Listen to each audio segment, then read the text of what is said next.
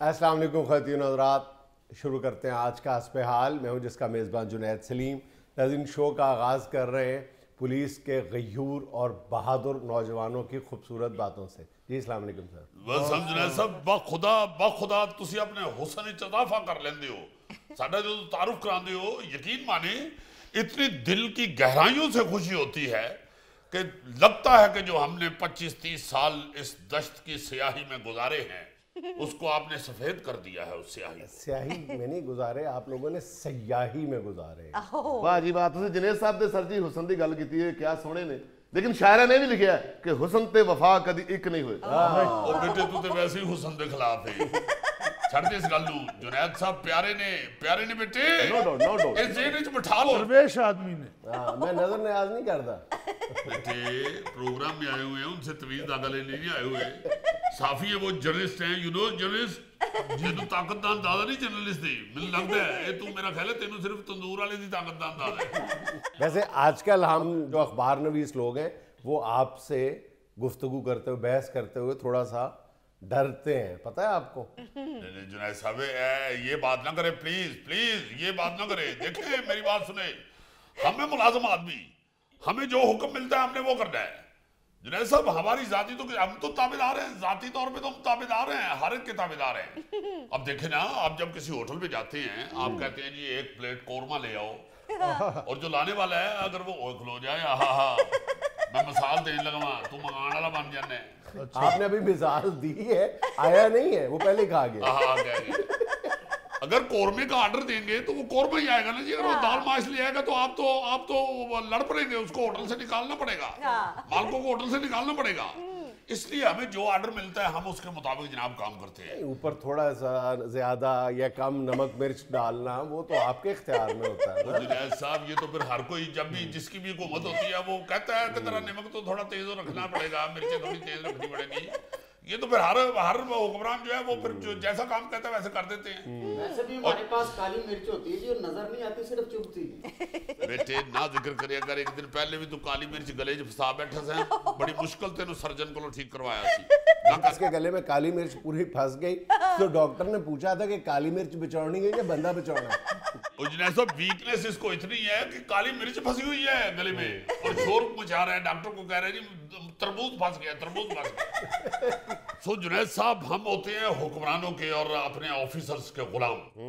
अब देखिए, इस वक्त जो आईजी साहब आए हैं जुनैद साहब, पुलिस की हिस्ट्री में ऐसा आईजी नहीं आया पहले। पुलिस की क्या, इंसानी हिस्ट्री में ऐसा आईजी। आपकी खैर करे, ये जो डॉक्टर उस्मान अनवर साहब हैं, शक्ल से आपने देखा होगा, दरवेश। और जुनैद साहब डॉक्टर भी हैं, ये फिजिकली भी ऐसा अपने मातायतों का ट्रीटमेंट कर रहे हैं माशाल्लाह। तस्बीह लोटा जायनमाज लेके 6 बजे अपने हुजरे में चले जाते हैं, इतने दरवेश है वो।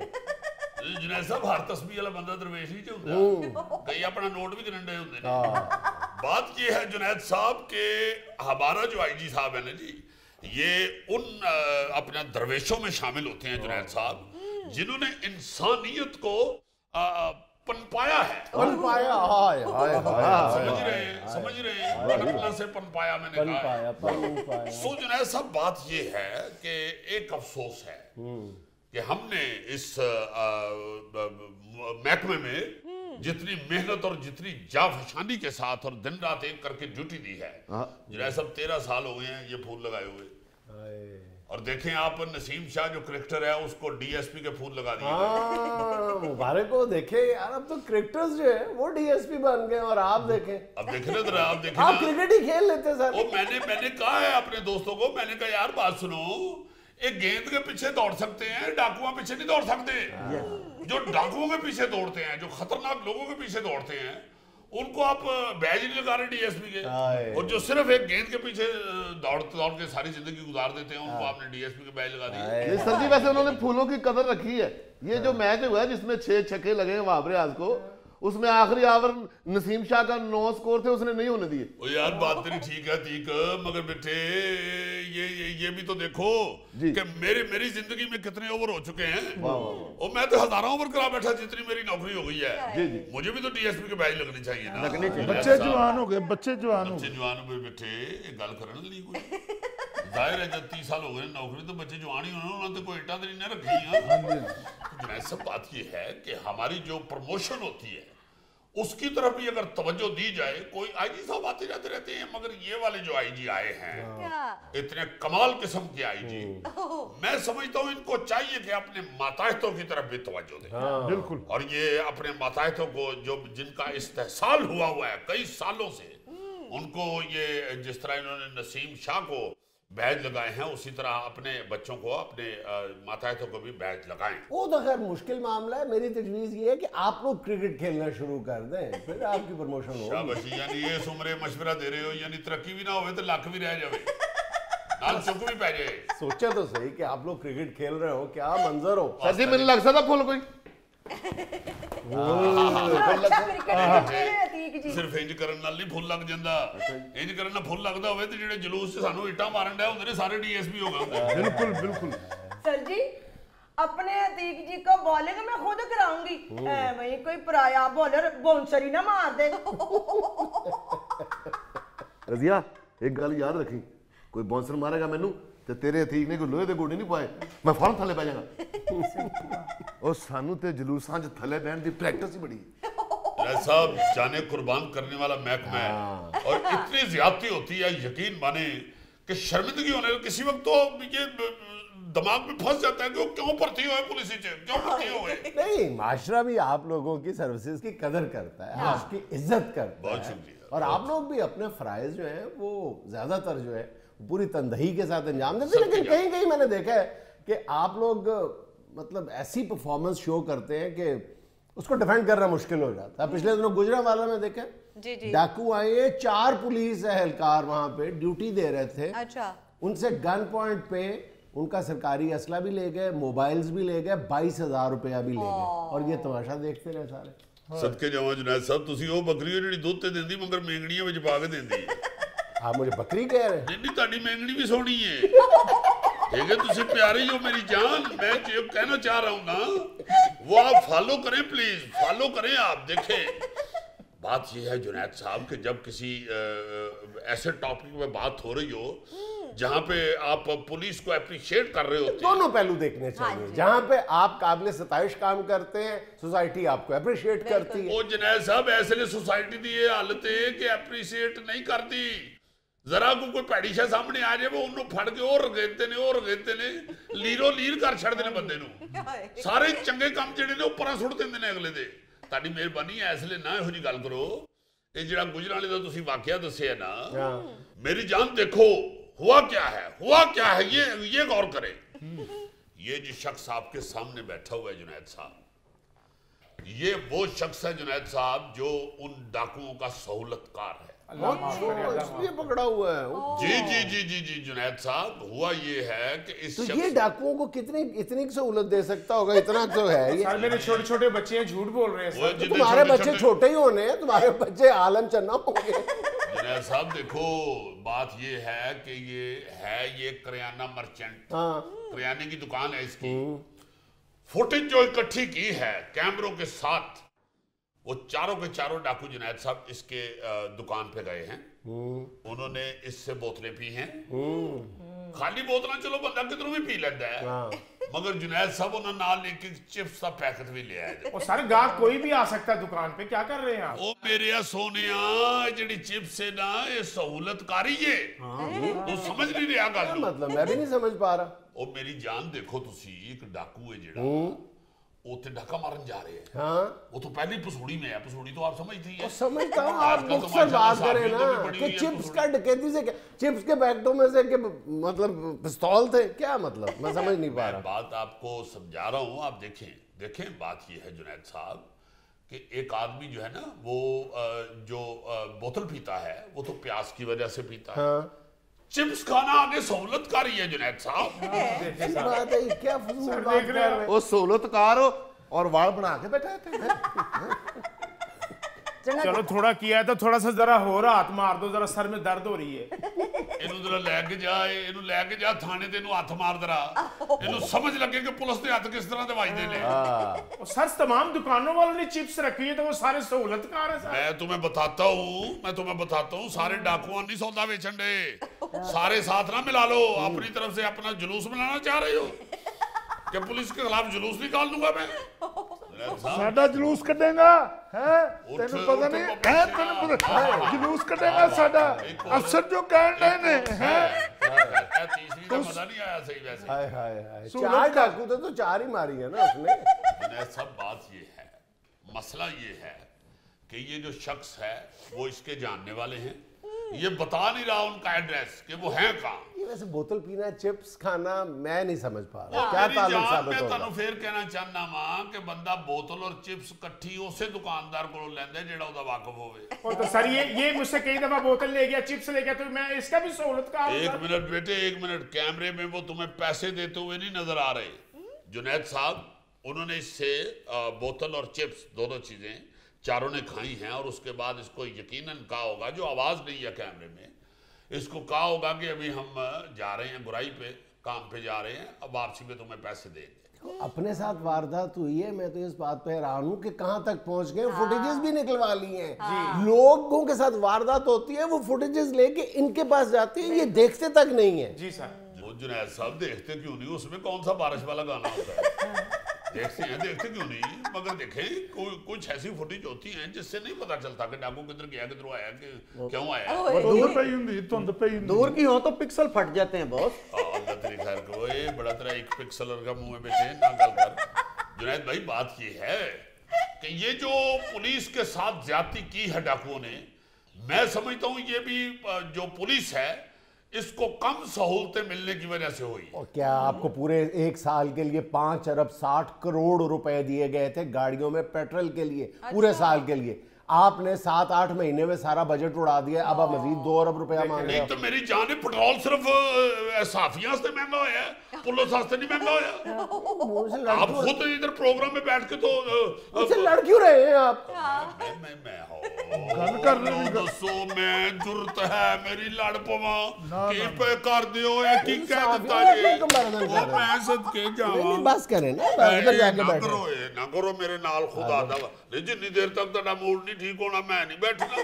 आप तशरीफ रखें उधर जाके मैं प्लीज। सदके जावा सिद्दीक साहब आप उधर उधर बैठे। बात बैठो बेटे, बैठो क्या बैठो। परफ्यूम ਦੀ ਖੁਸ਼ਬੂ ਆਈ क्या परफ्यूम ਦੀ अल्लाह दे बाद अगर एंकर नाराज हो जावे तो जिंदगी रुल गई। बैठो बात जी साहब मैं जाऊं अब। भेजने आ तेन भेजने बेटे, जी गड्डी बाहर आई है वो जिन्ने बंदे आए ने उन्हें वापस जाएंगे। जुनैद भाई बात ये है कि जो पेट्रोल महंगा हुआ है उसको मद्देनजर रखते हुए और उसके मद्दोजर को सामने लाते हुए आप ये देखें कि ये जो पूरे पाकिस्तान का जो महकमा है, पूरे पंजाब की जो पुलिस है, आप उसका जो पेट्रोल का बजट बनाया आपने वो अब 8 महीने में खत्म हो गया। सिर्फ इसलिए खत्म हो गया कि पेट्रोल बहुत महंगा हो गया। ये बात और ऊपर से जुनैद साहब अब देखें मुल्क की हालात कैसे हुए हैं, एहतजाज हो रहे हैं, ये धरने हो रहे हैं, जुलूस हो रहे हैं, उन जगहों पर भी पुलिस को पहुंचना पड़ता है जनाब। आप देखें तो सही, लड़ाई झगड़े हो रहे हैं, कहीं दींगा हो रहा है, कहीं मुश्ती हो रही है और कहीं तो इकट्ठी दींगा मुश्ती हो रही है। तो मेरा मतलब है कि पुलिस को ये जो एक्स्ट्रा वर्क करना पड़ रहा है, भागदौड़ करनी पड़ रही है, वो भी जाहिर है उसकी भी पेट्रोल तो आएगा, खर्चा तो आएगा। तो उस वजह से जुनैद साहब 8 महीने पहले हमारा पेट्रोल का बजट खत्म हो गया। तो आप खुदारा लिल्ला आप इल्तिजा कीजिए हुक्मरानों से कि पुलिस को बजट दिया जाए, चूंकि लॉ एंड ऑर्डर का मसला है। जुनैद साहब ये बात नहीं है, हम ये नहीं कि सारे मुद्दे इस पे डाल रहे हैं, हम इससे ये बकवाना चाहते हैं कि ये पुलिस के अगेंस्ट जितने भी काम हो रहे हैं ये उसमें मदद कर रहे हैं और यकीनन ये पुलिस के खिलाफ आदमी है। लाजमन किसी पुलिस वाले से इसको दुख पहुंचा है जिसका ये रिवेंज ले रहा है। बहरहाल इंशाल्लाह हम जो भी जितने भी ये वारदातें हुई हैं ये हम मुजरमों को छोड़ेंगे नहीं। जुनैद साहब आप एक तरफ ये तो बात करते हैं कि पुलिस क्या ज्यादती कर रही है, जो पुलिस के साथ ज्यादती हो रही है जुनैद साहब वो नहीं आप देख रहे। आपने कराची देखा है एक बारिश डीएसपी साहब, सफेद दाढ़ी वाले नेक आदमी, और किस तरह खातून ने उनको थप्पड़ मारे हैं, किस तरह धक्के मारे हैं। इंतहाई काबिल मजम्मत, पूरे मीडिया ने मजम्मत की है, पूरे आप मीडिया ये देखिए पूरी कौम ने। जमानत भी हो गई है। आप ये देखिए जुनैद भाई बात ये है कि वो जो डीएसपी साहब को थप्पड़ पड़े हैं एक खातून से, वो उससे सिर्फ ये नहीं हुआ कि पुलिस की तस्लील हुई है, असल में तो कानून के चेहरे पे थप्पड़ पड़ा है ना, कानून के चेहरे पे और मुआशरे के चेहरे पे थप्पड़ पड़ा है। जुनैद साहब मुआशरा किस तरफ को जा रहा है?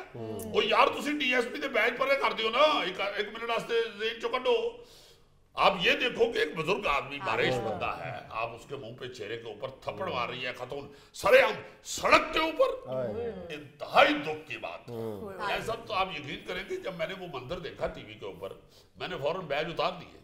जुनैद साहब बैज उतार दिए, बैज उतार, यकीन माने रिजाइन करने का फैसला जुनैद साहब मैंने घर आपकी भाभी को फोन कर दिया। बस बस बस बस बस में बस सड़िए, बस में बस। बहुत बड़ा स्टेप ले रहे हैं, आपने रिजाइन करने का फैसला कर लिया। सब कहाँ जाएंगे इस मुल्क को छोड़ के? आखिरकार खिदमत तो किसी ना किसी ने करनी है ना जी इसकी। जुनैद साहब मैंने जब आपकी भाभी को कहा कि भाई बस दिल टूट गया है, किरची किरची हो गया है, मैं नौकरी छोड़ रहा हूँ, उसने मुझे तसल्ली दी। फोन पे उसने कहा मेरे यहाँ टोल सपाइया तेनों रब दिया रखा। उसने जब ये गाया है जुनैद साहब गाया है तो मेरा बड़ा मुंडा आसफ फीना पीछे मेज बजा रहा है। नाज़रीन यहाँ में लेना एक छोटा सा वक्फा, हमारे साथ रहिएगा। तुर्की में ये जो ज़ल्ज़ला है इसकी 3 दिन पहले एक डच एक्सपर्ट ने वो पहले से फोरकास्ट कर दी हुई थी, पॉइंट आउट करके कहा था कि यहाँ पे शदीद ज़ल्ज़ला आने वाला है।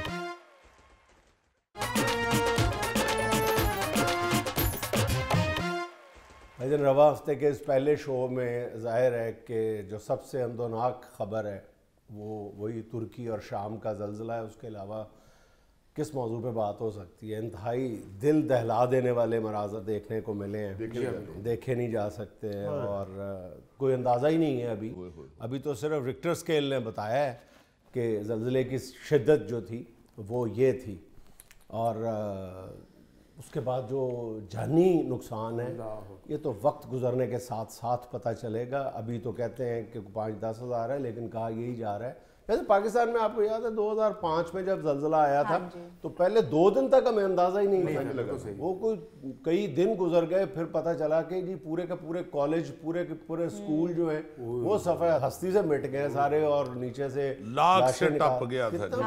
इन्ना लिल्लाहि व इन्ना इलैहि। और 75,000 तक जो था वो नुकसान हुआ था, जानी नुकसान। पूरा गांव मलियामेट हो गया था, पूरे शहर कहना चाहिए, पूरे शहर। और वो मनाजर भी आज तक, वो सिस्कियाँ, वो मनाजर उस वक्त बराह रास्त दिखाए जा रहे थे कि बच्चे मलबे के नीचे दबे हुए देखे नहीं जा सकते थे। एक बच्चे जो नीचे दबा हुआ था उसने पूरी कौम को कई दिन तक जगाए रखा था कि अभी तक निकला नहीं है फलां। बड़े अजीब मनाजर थे। अल्लाह मैं कुछ दिन बाद मुजफ्फराबाद गया था और मुझे याद है कि मैंने ऐसे एक ऊंचाई से देखा तो पूरा गांव जो है ना जी वो ऐसे गिरा हुआ था जैसे कोई मकान बन रहा हो तो बाहर मलबा नहीं पड़ा होता। पूरा गांव सारा ऐसे मलियामेट। और उस वक्त मुझे याद है कि पाकिस्तान में जब ये इस कर्ब से गुजरा था, बल्कि कहना चाहिए क़यामत सुग़रा से गुजरा था, तो सबसे पहले कौन सा मुल्क पाकिस्तान की मदद को आया था? तुर्की। सबसे पहले तुर्की का सामान आया था, तुर्की के एक्सपर्ट्स आए थे, फिर और सबसे ज़्यादा मेरा ख्याल है जो क़याम किया था और भी मुल्कों ने, पूरी दुनिया ने हमें हेल्प आउट किया था, लेकिन तुर्की मेरा ख्याल है कि टॉप 3 कंट्रीज़ में था जिन्होंने पाकिस्तान की मदद की थी, क्योंकि तुर्की के पास, तुर्किया रादर, उनके पास ये जो कुदरती आफात हैं इनसे निपटने की सलाहियत भी बहुत ज़्यादा है, वो बड़ा इस पर काम करते हैं। मुझे याद है कि चंद साल पहले मुझे इस्तांबुल में एक बहुत बड़ी इंटरनेशनल रफ़ाई और फ़लाई तंजीम के हेड ऑफिस में जाने का इत्तफाक हुआ, तो उन्होंने मुझे कई एकड़ों पे फैला हुआ जो था वो अपना गोदाम दिखाया जिसमें ये कुदरती आफात से निपटने का या किसी को रेस्क्यू करने का जो सामान था जदीद तरीन वो दिखाया। तो मैं देख के हैरान रह गया, कहते हम तो शायद अगले 100 साल तक भी यहाँ नहीं पहुँच सकते। इन्होंने भी, हमारी हुकूमत ने भी सामान भेजा है और फौज ने भी भेजा है सामान। मैं यही सोच रहा था कि दिल करे हो जाते ही कह जाए कि यार तो आप जरूरत है ले जाओ। बिल्कुल एग्जैक्टली। चलो ये एक गुडविल जेस्चर होता है जो बहरहाल पहुंचता है। सामान की इतनी वैल्यूज है, तुर्की में हम क्या मदद कर सकते हैं। मैं बताने ये लगा था कि मैंने वहाँ पे ये ज़ल्ज़ले के बाद जो रेस्क्यू करने वाला सामान है उसमें देखा था कि सबसे बड़ा मसला यही होता है ना कि मलबा उठाना, पूरे का पूरा जो लेंटर नीचे गिर जाता है इतना वजनी, उसके नीचे से लाशें निकालना, तो वो बिल्कुल एक पंक्चर ट्यूब की तरह का एक होता है, पेपर की तरह का इतना सा, वो आप नीचे घुसा दें और पीछे से आप वॉल्व खोल देते हैं तो वो फूलना शुरू हो जाता है। अच्छा, वो इतना ताकतवर होता है कि वो उसको कई फुट तक ऊपर उठा सकता है और बड़ी ज़बरदस्त चीज़ है। तो जाहिर है कि वो सारा कुछ ब्रुए कार ला रहे होंगे। अब जो हमारे तुर्क भाई हैं, शाम इस हवाले से डिसएडवांटेज का शिकार है, एक अरसे से वो खाना जंगी और जंगी मसाइल का, अंदरूनी मसाइल का शिकार है। इसलिए मेरा ख्याल है कि शाम के जो मुसलमान हैं उनको भी हमें इमदाद करते हुए नहीं भूलना चाहिए, दुआ करनी चाहिए कि अल्लाह ताला इस कड़े वक्त से उनको जल्द अज जल्द गुजार दे और जानी नुकसान जो है, जो खदशा जाहिर किया जा रहा है उससे कम हो, कम से कम हो। और लेकिन बहरहाल ये तो क्लियर है कि जितना अभी बताया जा रहा है इससे तो बहुत ज़्यादा होगा, ये तो बिल्कुल साफ नज़र आ रहा है। क्योंकि अभी तो सिर्फ मलबा हटाने का काम शुरू हुआ है। मलबे के नीचे से कितने लोग निकलते हैं, अल्लाह आवाज़ ज़्यादा हो सकती है, अल्लाह माफ़ करे। वो टाइम वो था कि दुनिया सोई हुई थी। हाँ, ज़्यादातर ज़लज़ले जो है ना, कोई 70% के करीब जो हैं वो उसी वक्त ही होते हैं जब रात सोए होते हैं लोग, और सोए सोए क़यामत गुजर जाती है और बहुत खौफनाक है। और ये जो ज़लज़ला है ना, ये इसके आफ्टर शॉक्स बहुत ज़्यादा थे। पहला गालबन जो है वो 7.8 7.9 था, दूसरा 7.6 था और फौरी बात ऊपर नीचे 2 झटके थे।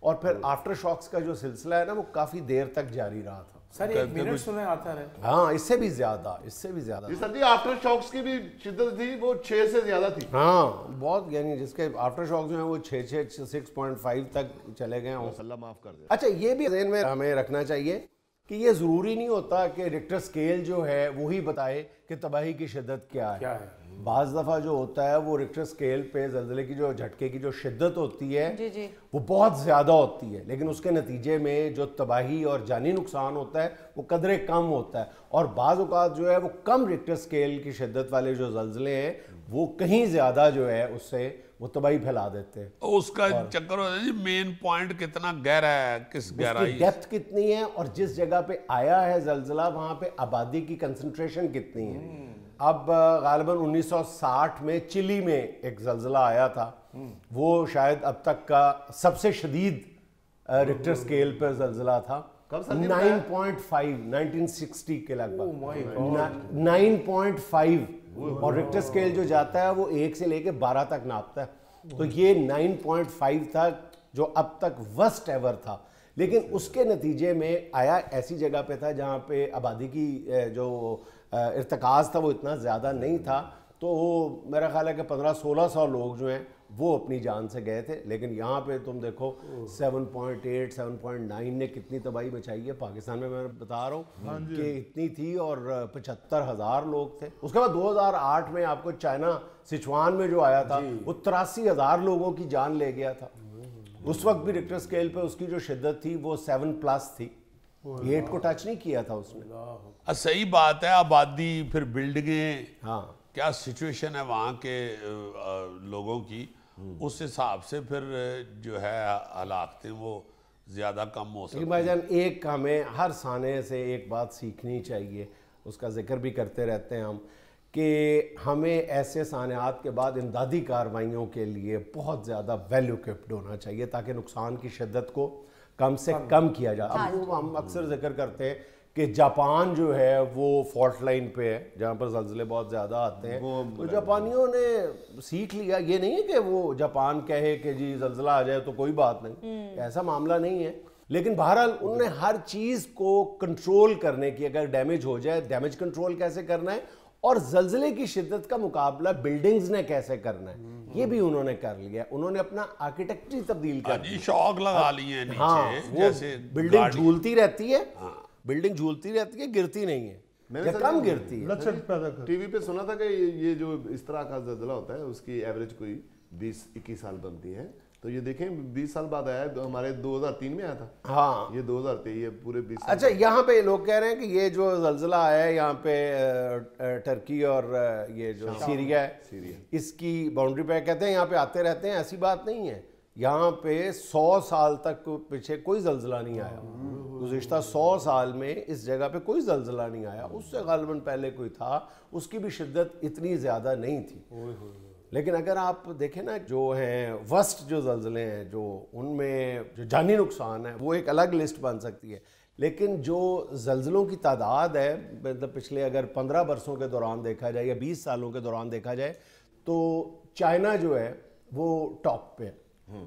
चाइना में सबसे ज़्यादा ज़लज़ले आए हैं। मतलब 1990 से लेके 2022 तक चाइना में 150 मरतबा ज़लज़ला आ चुका है। ओह माय गॉड, अल्लाह। दूसरे नंबर पे इंडोनेशिया है, तीसरे नंबर पे ईरान है, चौथे नंबर पे जापान है, पांचवें पे अमेरिका है।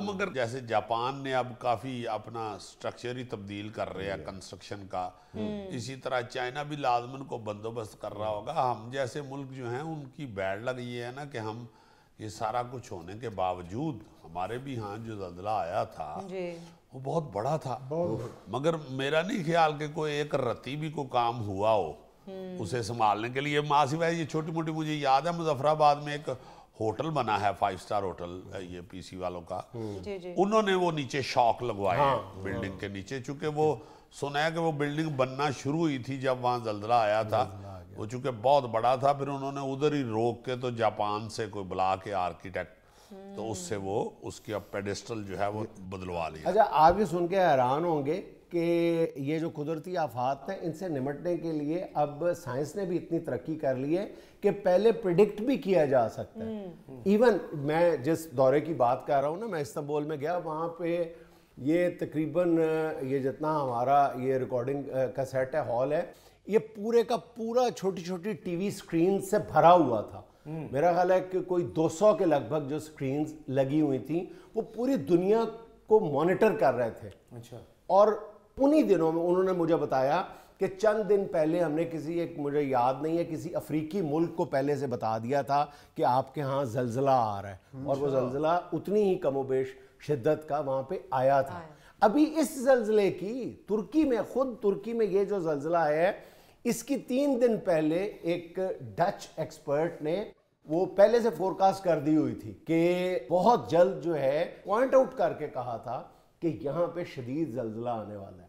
3 दिन पहले गालबन उसकी बात नहीं सुनी। हाँ, ये ट्विटर पे मौजूद है, फ्रैंक हुगरबीट नाम का बंदा है, और भी कई इदारों ने किया होगा, तो वो एक्सपर्ट है, उसने ये बताया था कि सूनर और लेटर कह के बताया था कि ये ज़लज़ला आएगा यहाँ पे, और वो 3 या 4 दिन बाद ही आ गया ज़लज़ला। और ये फ्रैंक हुगरबीट नामी ये जो एक्सपर्ट है, इसने इस ज़लज़ले की शिद्दत भी बताई हुई है कि 7.5 के लगभग होगा, जगह भी बताई थी। तो अगर साइंस इतनी तरक्की कर गई है, तो फिर मेरा ख्याल है इंसानी कोशिशों को भी तेज़ तर हो जाना चाहिए।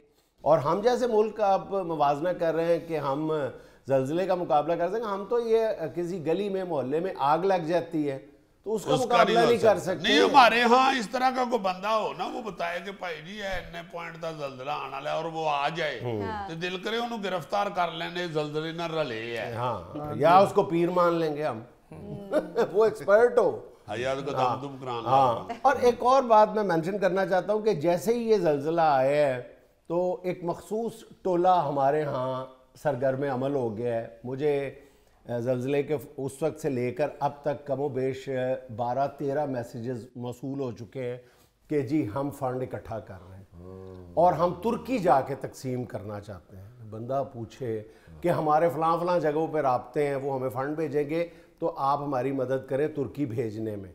भाई पहली बात तो ये है कि जो अमेरिका बैठ के आपकी मदद करना चाहता है, वो आपसे ज़्यादा वेल इक्विप्ड है, वेल इन्फॉर्म्ड है कि वो खुद मदद कर देगा। ठीक है, वहाँ पे तुर्की की हुकूमत की, शाम की हुकूमत की खुद मदद कर सकता है। वहाँ पे जो रज़ाकार तंजीमें उनकी, फिर पाकिस्तान में भी उन तंजीमों का ये काम है जिनके पास ऐसा इंफ्रास्ट्रक्चर मौजूद है, जिनके पास तुर्किया में उनका नेटवर्क मौजूद है, राब्ते जैसे अल-खिदमत है, ये बड़े पैमाने पे ये काम करने की सलाहियत रखती है। तो अगर हर बंदा उठ के काम जमात इस्लामी वाले बड़ा अच्छा काम इस हवाले से करते हैं। आपकी बात बिल्कुल ठीक है कि लोगों को बड़ा अलर्ट रहना चाहिए। हाँ।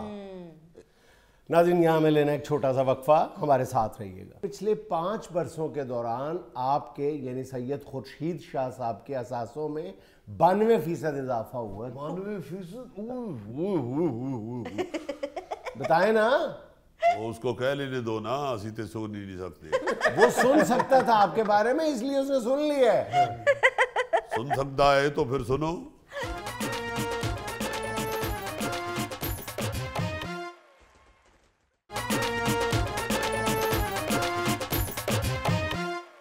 नाज़रीन, आज हमारे साथ मौजूद हैं पाकिस्तान पीपल्स पार्टी के सीनियर रहनुमा मोहतरम जनाब सैयद खुर्शीद शाह साहब। अस्सलाम वालेकुम। वालेकुम अस्सलाम जुनैद साहब, बहुत शुक्रिया आपका। आपने ये जो जल्दी में तारुफ कराया है, जल्दी जाना है कहीं? क्या हो गया सर? ओ भाई, मैं सिर्फ पीपल्स पार्टी का रहनुमा ही नहीं हूँ, मैं इस वक्त फेडरल मिनिस्टर भी हूँ। हाँ, वो अब कोई मेरा ख्याल है वजारत है अब भी वसाइल नहीं, दाल सेवियाँ की है, दाल सेवियाँ। हाय हाय एक्सप्रेशन आपके ऐसे ही हैं जैसे दाल सेवियों की वजारत है। देखें, आपके लिए असल जो एहतराम की बात है, आप दावा करते हैं वो पीपल्स पार्टी का लीडर होना है। वो वजारतें तो आनी जानी चीज है, खुद ही आप लोग कहते हैं। आप बिल्कुल ठीक कह रहे हैं, ऐसा ही है। मगर ये है कि जब एक मनसब संभाला हुआ है जी, तो उसका अगर आप जिक्र कर देंगे तो आपके कौन सा प्रोग्राम का वक्त खत्म होने वाला हुआ है। आपने अंदर आते हुए बाहर सिक्योरिटी की गाड़ियां खड़ी भी देखी होंगी। वो मेरे साथ ही आई हैं, इसलिए बाहर खड़ी हैं, और कोई यहाँ धुलने के लिए नहीं आई है। चलें, पीपल्स पार्टी को छोड़ें। क्यों छोड़ें बाबा? पीपल्स पार्टी ही हमारा जीना मरना है, पीपल्स पार्टी ही हमारा ओढ़ना बिछोना है। चलें, इसीलिए आप खाली पीपल्स पार्टी का तारुफ पसंद नहीं करते, फेडरल मिनिस्टर लगवाना चाह रहे हैं। तो फेडरल मिनिस्टर साहब, अब ये फरमाएं कि एक इत्तला है, खबर है, एक चैनल पे नशर हुई है कि पिछले 5 बरसों के दौरान आपके यानी सैयद खुर्शीद शाह साहब के असासों में 92% इजाफा हुआ है। 92%? बताएं ना। वो उसको कह लेने दो ना, असी तो सुन ही नहीं सकते। वो सुन सकता था आपके बारे में, इसलिए उसने सुन लिया है। सुन सकता है तो फिर सुनो। भाई, पहली बात तो ये है कि ये खबर गलत है। कौन आदमी है जो फोटा लेके तो मापता फिर रहा है कि किसका कितना इजाफा बढ़ गया? सर माफ कीजिएगा, ये डिक्लेयर्ड असासों की बात हो रही है। अगर अनडिक्लेयर्ड शामिल किए जाएं तो वो तो फिर होए असी तो सुन भी नहीं सकते। ये तुसी सारे सुन ही नहीं सकते तो यहाँ किस लिए बैठे हुए हैं? भाई, घरों में जाएं या फिर गूंगे बहरे कानों वाले अस्पताल में जाएं। देखो जुनैद साहब, बात ये है कि इजाफा तो बिल्कुल होता है, कारोबार हैं हमारे, हम कोई फारग लोग नहीं हैं। अल्लाह के फजल से अपना एग्रीकल्चर का भी काम है। सिर्फ आराइयों को ही नहीं प्रॉफिट होता, हमें भी होता है। और दूसरी बात ये है कि दूसरे भी कारोबार हैं, तो ये कोई बुरी बात नहीं होती अगर किसी को मुनाफा हो रहा होता है। इसमें तो उसको अप्रिशिएट करना चाहिए, उसे दाद देनी चाहिए कि वो लोग मेहनत कर रहे हैं। ये भी एक बड़ा बुरा रवैया हमारा बन गया हुआ है कि अगर कोई आदमी को अल्लाह ताला देता है तो हम फौरन कहना शुरू हो जाते हैं कि इसने 2 नंबर तरीके से ही कमाया है। नहीं, ये नहीं मैं कह रहा, लेकिन बहरहाल जस्टिफाई तो करना पड़ता है। अच्छा चले, छोड़ें इसको भी। ये फरमाएं कि आपको सियासत करते हुए पूरे 54 बरस गुजर गए। 54 साल हो गए शाह साहब को सियासत के मैदान में आए हुए। अब इंग्लिश में भी बताओ 54 ईयर्स। 54 ईयर्स। अब पंजाबी में भी बता दे 54 बरे। अब अरबी में भी बता दो अरबा खमसून। जी, आप तो माइंड कर गए। नहीं, आप याद करवा रहे हैं ना। 54 साल 3-4 दफा आपने कहा है। मैं आपके सीनियर होने का इतराफ कर रहा हूँ और पूछना ये चाह रहा हूँ कि इन 54 सालों में आपने क्या देखा है कि इस मुल्क का बुनियादी मसला है क्या? भाई, इस मुल्क का सबसे बड़ा मसला तो ये है कि जमहूरियत के आगे रोड़े अटकाए जाते हैं, जमहूरियत को रोका जाता है, जमहूरियत चलने नहीं दी जाती। और ये आपको मालूम है कि पाकिस्तान की वाहिद एक ही जमहूरी पार्टी है, उसका नाम पीपल्स पार्टी है। बिल्कुल। तो असल में जो पीपल्स पार्टी के आगे रोड़े अटकाए जाते हैं वो दरअसल जमहूरियत के आगे रोड़े अटकाए जाते हैं। जी, अगर रोड़े अटका रहे हैं तो पीपल्स पार्टी तो मजदूरों की पार्टी है, अगो रोड़े हटाई जान। तेरे भाई, पीपल्स पार्टी ने हर रुकावट दूर की है, मगर फिर दोबारा रुकावट डाल दी जाती है। आमरीयत को प्रोलॉन्ग किया जाता है, इलेक्शन लेट कर दिए जाते हैं। शाह जी, आप कह रहे हैं इलेक्शन लेट कर दिए जाते हैं? इसका मतलब है आप हमारे शो में बहुत बड़ी खबर दे के जा रहे हैं कि पीपल्स पार्टी ने इलेक्शन वक्त पे करवाने का कह दिया। एक मिनट ठहरो, शोर न मचा दो। जो उन्होंने बात की है वो आपको नहीं पता क्या कर दी है। जो आप फरमा रहे हैं, इस वक्त मौजूदा हालात में जो इलेक्शन हैं बिल्कुल पूरे टाइम पे होने चाहिए। पीपल्स पार्टी तो ये चाहती है कि टाइम पे इलेक्शन हो, मगर अब ये जो काम है इलेक्शन करवाने वाला, ये तो इलेक्शन कमीशन ने करवाने हैं ना। तो बाबा वो जब करवाएंगे हम उसमें हिस्सा लेंगे। शाह जी, इलेक्शन कमीशन का काम नहीं है, ये हुकूमत का काम है। इलेक्शन वक्त पे करवाने के पाबंद हैं। इलेक्शन कमीशन तो 1 घंटा भी इलेक्शन आगे नहीं कर सकता। नहीं कर सकता ना तो करवा देना इलेक्शन। वही तो मैं कह रहा हूँ कि ये इलेक्शन कमीशन ने करवाना होता है ना इलेक्शन, तो उसे चाहिए करवाए और टाइम पे हो। हम तो इलेक्शन के लिए तैयार बैठे हुए। हमने तो पोस्टर भी छपवा लिए हैं। आखिरी 500 पोस्टर आना था जब मैं निकला हूँ, लड़का लेने गया है।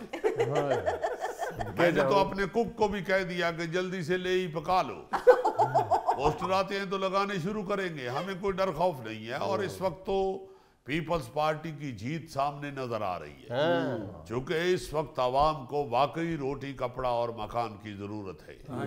तो वो आपको पता है, वो पाकिस्तान में सिर्फ एक ही पार्टी का नारा है और एक ही पार्टी दे सकती है, उसका नाम पीपल्स पार्टी है। शाह जी, ये कब नारा पूरा होगा? मैं इतना सा था और दूर से पानी वाला टप लगता था। लोग डोंगे पकड़ के नहाने के लिए पास आ जाते थे, करीब आके पता चलता था ये तो इतना सा है। उस वक्त से मैं ये नारा सुनता आ रहा हूँ, ये हकीकत में कब बदलेगा? आप फिक्र ना करें, इंशाल्लाह जरूर देंगे लोगों को रोटी, कपड़ा और मकान। ये नारा तो बहरहाल हमने बहुत पहले लगा दिया था। शाह जी, मैं आपसे ये दरख्वास्त कर रहा हूँ कि इसके साथ आप कपड़े और मकान का वादा कर लें, रोटी का रिस्क ना लें। मैं यही तो कहने मैं तो एक जनरल बात कर रहा हूँ कि ये जो रोटी, कपड़ा और मकान है, इंशाल्लाह ये जरूर मिलेगा, चूंकि मौजूदा हालात में जैसे लोगों को जिस शिद्दत के साथ इसकी ज़रूरत है और लोग जो कमी महसूस कर रहे हैं, ये तो खैर बहरहाल सारी ज़िंदगी ही रोटी की कमी महसूस करते रहे, लेकिन इंशाल्लाह इस दफ़ा रोटी, कपड़ा और मकान, तीनों चीज़ें जो हैं वो लोगों की पूरी करेंगे इंशाल्लाह। चूँकि लोगों को मालूम है कि ये वाहिद पीपल्स पार्टी जमहूरी जमात है ऐसी जो ये काम कर सकती है। अच्छा शाह जी, सुना है कि पीपल्स पार्टी ने इमरान खान पर 10 अरब खर्चाने का दावा कर दिया है, वो जो उन्होंने जरदारी साहब पर इल्जाम लगाया था अपने कत्ल की साजिश का। अब बिल्कुल करेंगे इंशाल्लाह, ये दावा होना चाहिए, क्योंकि ये तो कोई बात नहीं ना कि कोई भी उठ के किसी पे कत्ल की साजिश का इल्जाम लगा दे। तो जरदारी साहब इस मुल्क के चूंकि सबसे बड़े लीडर हैं, तो उनके रुतबे और उनके मुकाम के मुताबिक 10 अरब से कम तो दावा बनता भी नहीं है। तो इसलिए मेरा ख्याल है कि ये दावा 10 अरब और कितने का ये 10% बनता है? 10 अरब और वाकई मुनासिबत तो यही बनती है। नहीं, जरूर होना चाहिए और इसकी सारी छानबीन होनी चाहिए। अच्छा शाह जी, इस तरह की कोई धमकी दे तो वो केस हो जाता है? बिल्कुल। तो जुल्फी ने मुझे कितनी दफा कहा मैं तुम्हें मार दूंगा, इस पे करूं मैं केस? नहीं बाबा, इसके कहने का केस नहीं बनता। इसने बंदे को क्या मारना है? ये बेचारा तो चुटकी मारे तो 3-4 दिन रेस्ट करता है। तो मेरा मतलब है कि ये दावा करने का मकसद यही है कि ये इमरान खान साहब जरा होश के नाखुन लें, जो उनके मुंह में आता है वो बोल देते हैं, हर चीज का दावा कर देते हैं। तो मेरे भाई सिर्फ अपने आप को ही महफूज करने के लिए इस तरह की बातें नहीं करते, दूसरा जो बड़ा लीडर होता है उसकी इज्जत और वकार का भी ख्याल करते हैं। शाह जी, वो जो पिछले साल का बारिशों का सिंध में पानी खड़ा है वो कौन निकालेगा? उसकी सालगिरह पे निकालेंगे ना, पहले जब पूरा साल हो जाएगा। नहीं, ये तो खैर आप फजूल बात कर रहे हैं। बारिशें कराई किसने थी? जी अल्लाह ने। तो पानी भी वही निकालेगा। मेरे भाई, अल्लाह ताला के कामों में नहीं बोलना चाहिए। नाज़रीन, यहाँ में लेना एक छोटा सा वक्फा, हमारे साथ रहिएगा। मुशर्रफ साहब ने टेलीकॉम सेक्टर का आगाज किया और लाखों लोग इस हवाले से नौकरी और कारोबार से जुड़े, लाखों लोग। फिर उसके बाद ये जो है हायर एजुकेशन कमीशन, ये भी मुशर्रफ साहब ने कायम किया था।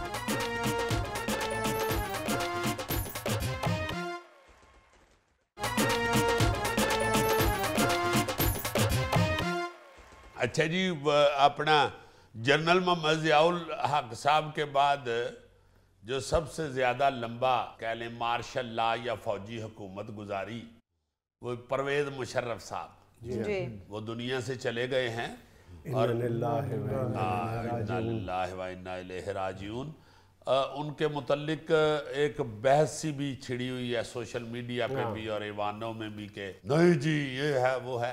मेरा ख्याल है जो इंसान मर गया है उस पे इन्ना लिल्लाहि व इन्ना इलैहि राजिऊन कहना या उसके लिए मगफरत की दुआ करना, ये कोई अच्छी बात है। जितना मर्जी इख्तलाफ हो, जितना मर्जी इख्तलाफ हो, आपकी जान का दुश्मन क्यों ना हो, मेरा ख्याल है कि ये मगफरत की दुआ करना जो है, ये मेरा ख्याल है, मुझे इसके शरई पहलू का नहीं पता, लेकिन मेरा ख्याल है कि ज़ेब नहीं देता किसी मुसलमान को, जहाँ तक मुझे दीन की थोड़ी बहुत फ़हम है, किसी मुसलमान को ये ज़ेब नहीं देता कि किसी मुसलमान के मरने पे किसी भी और तरह से रिएक्ट किया जाए। हाँ, तारीख़ में उनका क्या किरदार है उसका जिक्र होता रहेगा, लेकिन जो फौरी तौर पे रिएक्शन देना चाहिए वो बहुत एहतियात के साथ देना चाहिए। मुखालिफिन ने भी अफसोस का इजहार किया है, ये कौन सी बात है।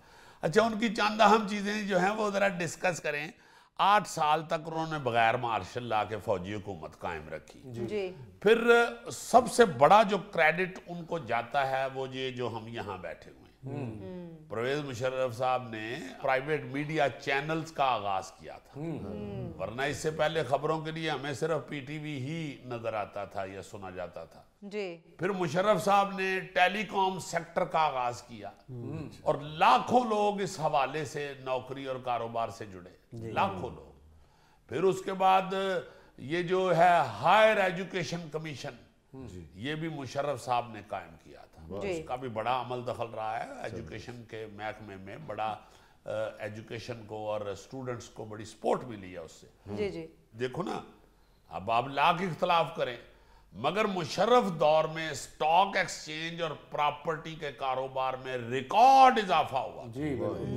और फिर जो बड़ी फख्र वाली बात आज भी महसूस होती है कि बेशुमार आप देखते हैं सोशल मीडिया पे ऐसी मुतअद्दिद वीडियोस और यूट्यूब पर कई प्रोग्राम मौजूद हैं जिनमें उन्होंने भारतीय सहाफियों को लाजवाब किया हुआ है। जी बिल्कुल, भारतीय थिंक टैंक को लाजवाब किया है। हाँ जी। अमेरिकी एजेंसियों के पास कोई जवाब ना छोड़ा उन्होंने। बड़ी वो बहस जो करते थे जी जी। अपने मुल्क को डिफेंड करने के लिए, वो बहुत अच्छी करते थे। गो उनके हिस्से में वो भी फिक्रा एक है कि अमेरिका कहते हैं मैं आपको गारों के दौर में पहुंचा दूंगा, ये एक इंतहाई नमोशी वाला जुमला भी है, मगर ज्यादातर वो मुल्क के हवाले से मुल्क को, पाकिस्तान को डिफेंड करते हुए बड़े अच्छे लगे और बड़ा खूब उन्होंने डिफेंड किया। हाँ जी। फिर चंद और जो खामियां हमें नजर आई हैं लेमैन के तौर पे, परवेज मुशर्रफ साहब अगर चाहते तो काला बाग डैम बन सकता है। ये सबसे अहम मुझे जो होता है ना कि यार की होया ये मिस हो गया, जिमें आखिरी गेंद नहीं मिस कर दिंदा बंदा वरना मैच जीत जाते, उस तरह है ये। काला बाग डैम आते ही वो चाहते तो बना लेते। फिर ये कोयटे का जो अकबर बुगटी साहब वाला है ऑपरेशन, फिर लाल मस्जिद वाला ऑपरेशन, ये चंद ऐसी चीजें हैं जो उनके है किरदार। कालाबाग डैम के सिलसिले में जब वो रायनामा हमवार करने के लिए अखबार नवीसों से मिल रहे थे, अखबारात के मुदीरान से, तो मुझे याद है लाहौर में जब उन्होंने मुलाकात की तो वो इतने पुरजोश थे कि लगता था कि कल से ही कालाबाग डैम की तामीर का आगाज़ हो जाएगा। मैं भी उसमें मौजूद था। तो बस वो फिर उसके बाद उन्होंने 2 दिन बाद कराची जाना था, तो कराची से वापस इस्लामाबाद जब वो गए हैं तो फिर कालाबाग डैम की जो फाइल है उन्होंने करीब बाद में देखेंगे भी रख लपेट के तो सब तो थले रख दी, ਉਹਦੇ ਉੱਤੇ फाइलें रख दियो। अब वैसे हमारी फील्ड के हवाले से 8 लवर बहुत थे, बहुत 8 लवर थे। मैं दुबई एक मैच क्रिकेट का देख रहा था, तो वो चूंकि पीटीवी वाले ही सारे रिकॉर्ड उसे कर रहे होते हैं, जी जी, टेलीकास्ट कर रहे होते हैं कैमरा मैन, तो किसी ने मेरे पे ऐसे कैमरा मार दिया, तो ये पीछे बैठे हुए थे, मुझे नहीं था पता, वो जो खलीफा हैं अबू धाबी के, उनके साथ पीछे बैठे हुए मैच देख रहे थे, तो इन्होंने बंदे को भेज के मुझे बुला लिया। अच्छा। तो मैं बड़ा हैरान हुआ कि इनको आर्ट का कितना इल्म है और कितना ये प्यार करते हैं आर्ट से। मुझे काफ़ी सारी गुफ्तगू जो है उसमें उन्होंने ये एहसास दिलाया कि मैं भी एक आर्टिस्ट ही हूँ। थे भी, गाने शाने का भी उन्हें बड़ा शौक था, हमने अपने प्रोग्राम में भी वो उनका गाना गाते हुए भी उन्हें दिखाया था जी। तो बड़े आर्ट लवर भी थे। बहुत से आर्टिस्ट जो हैं, रेशमा जी जो हैं जी जी मरहुमा, उनके मुंह से भी मैंने सुना कि मुझे वो बुलाते हैं और मेरे से गाना सुनते हैं। फिर आर्ट्स काउंसिल्स में इस्लामाबाद में और यहाँ अलहमरा में, लाहौर में, जी जी उन्होंने कराची आर्ट्स काउंसिल में उन्होंने बड़े अच्छे फाल लोगों को लगाया और उनके दौर में आर्ट के हवाले से। वैसे तो ज़ियाउल हक दौर देखो ना, वो मुशर्रफ की जो गुलकारी का जो जौहर था उनमें, वो सबसे पहले हस्बे हाल में ही उसका इंकशाफ किया गया था कि वो गाते हैं और खूब गाते हैं, बहुत अच्छा गाते हैं। क्लासिकल हामिद अली खान साहब के साथ पूरी जुगलबंदी कर रहे थे।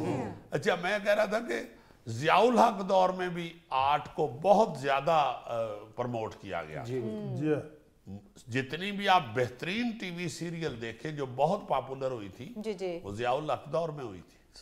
भुट्टो साहब ने वैसे तो बहुत काम किया हुआ है, ये आर्ट्स काउंसिल और ये वो सारी उन्हीं की बनाई हुई चीज़ें हैं जी, मगर इन लोगों ने भी आर्ट के हवाले से बहुत काम किया। मुशर्रफ साहब तो थिएटर देखने भी सुनाया आ जाया करते थे। शाह शराबील जो बहुत अच्छे हमारे डायरेक्टर हैं थिएटर के, वो अब बेचारे चले ही गए हुए हैं मेरा ख्याल है पाकिस्तान से। वो मुशर्रफ दौर में उन्होंने बड़े बड़े आला ड्रामे किए और मुशर्रफ साहब उनका ड्रामा देखने कई दफ़ा आए। अच्छा। बहरहाल उनके ये जो गैर जमहूरी तरीके से हुकूमत में आना जी जी और फिर जमहूरियत के हवाले से उन पे बेशुमार जो हैं इल्ज़ामात हैं, वो अपनी जगह, अल्लाह ताला उनको जन्नतुल फिरदौस में जगह अता फरमाए और उनके गुनाह माफ़ फरमाए। नाज़रीन, ये था आज का हस्बेहाल और आज की छोटी सी बात ये कि राज वो जहर है जिसे निगलने से नहीं उगलने से हलाकत होती है। खुश रहें, खुश रखें। आपसे मुलाकात होगी इंशाल्लाह कल। अल्लाह हाफ़िज़।